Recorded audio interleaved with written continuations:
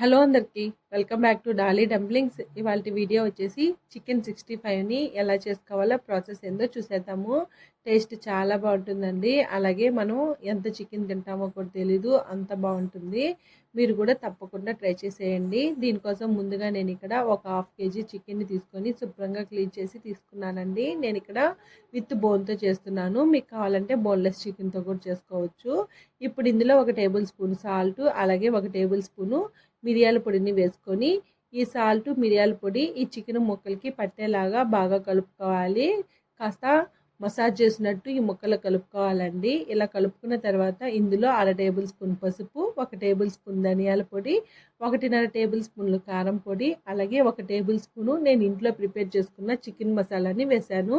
మీకు లింక్ కావాలంటే కింద డిస్క్రిప్షన్లో ఇస్తానండి. అలాగే ఒక టేబుల్ స్పూను అల్లం వెల్లుల్లి పేస్టు, 1.5 టేబుల్ స్పూను కార్న్ఫ్లోర్ వేసుకోవాలి. కార్న్ఫ్లోర్కి బదులు మీరు మైదా అలాగే బియ్యం పిండిని కలిపి కూడా వేసుకోవచ్చండి. అలాగే ఇందులోనే ఒక పావు టేబుల్ స్పూను ఫుడ్ కలర్ని వేసుకోవాలి. ఈ ఫుడ్ కలర్ అనేది ఆప్షనల్ అండి. ఈ మసాలాలన్నీ ఈ ముక్కలకు పట్టేలాగా బాగా కలుపుకోవాలి. చూడండి, ఇలా ఒక 2 నిమిషాల పాటు ముక్కలకు పట్టేలాగా కలుపుకోవాలి. మనం చికెన్ పకోడీకి అయితే ఇందులో ఆయిల్ని వేసుకోవాలి. అలాగే లెమన్ని కూడా స్క్వీజ్ చేసి వేసుకోవాలండి. మనం చేసేది చికెన్ 65 కాబట్టి ఇందులో అవేమీ వేయట్లేదు. చూడండి, ఈ విధంగా కాస్త గట్టిగా కలుపుకోవాలి. ఇందులో వాటర్ ఏమీ ఉండకూడదండి. ఇలా కలుపుకున్న తర్వాత ఈ చికెన్ని కనీసం ఒక 1 అవర్ పాటైనా ఫ్రిడ్జ్లో ఉంచుకోవాలి. లేదా మీరు అప్పటికప్పుడు చేసుకోవాలన్నా కానీ చేసుకోవచ్చండి. నేనైతే 1 అవర్ తర్వాత ప్రిపేర్ చేసుకుంటున్నాను. చూడండి, ఇప్పుడు 1 అవర్ తర్వాత ఇందులో ఒక ఎగ్గుని తీసుకొని ఎగ్గులో ఉండే వైట్ని కొద్దిగా వేసుకోవాలి. మరీ ఎక్కువ వేసేయకూడదండి. ఇలా ఎగ్ వైట్ని వేసిన తర్వాత ఈ ముక్కలకి పట్టేలాగా నేను వీడియో క్లిప్లో చూపించే విధంగా ఒకసారి బాగా కలుపుకోవాలి. అలాగే ఈ చికెన్ 65 కోసం వాటర్ ఏమీ ఉండకూడదండి. ఈ వాటర్కి బదులు ఎగ్ని వేస్తున్నాం కదా, చికెన్ పకోడీలో అయితే మాత్రం వాటర్ని వేసుకోవచ్చు. ఇలా బాగా కలుపుకున్న తర్వాత సాల్ట్ సరిపోయిందో లేదో చెక్ చేసుకొని సాల్ట్ని అడ్జస్ట్ చేసుకోవాలి. అలాగే మనం ఇక్కడ చికెన్ 65ని చేస్తున్నాం కదండి, ఏ స్నాక్ రెసిపీలో కానీ సాల్ట్ అనేది కాస్త తగ్గించే వేసుకోవాలి.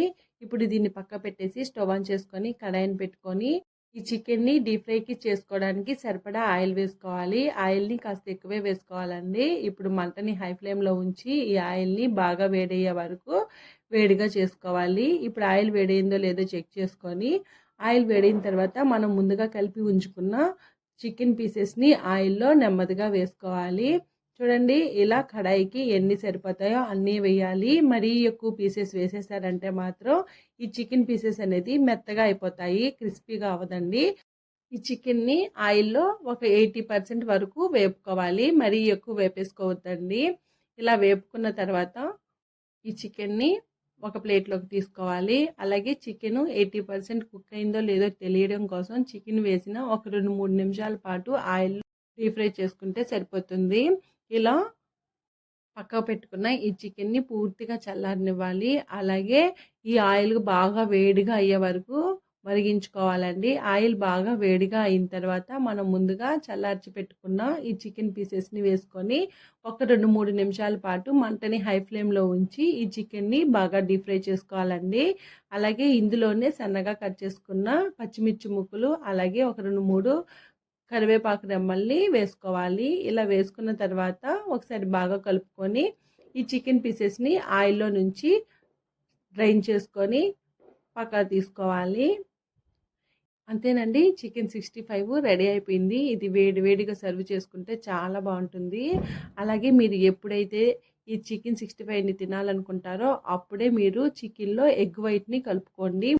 చూడండి, ఇక్కడ ముక్క కూడా చాలా క్రిస్పీగా లోపల సాఫ్ట్గా జ్యూసీగా వచ్చిందండి. మీరు కూడా ఈ చికెన్ 65ని తప్పకుండా ట్రై చేసేసి మీకు ఎలా కుదిరిందో కామెంట్ చేసేయండి. మరిన్ని రెసిపీస్ కోసం మన ఛానల్ని సబ్స్క్రైబ్ చేసుకొని నోటిఫికేషన్ సింబల్ని ఆన్ చేయండి. Thank you for watching.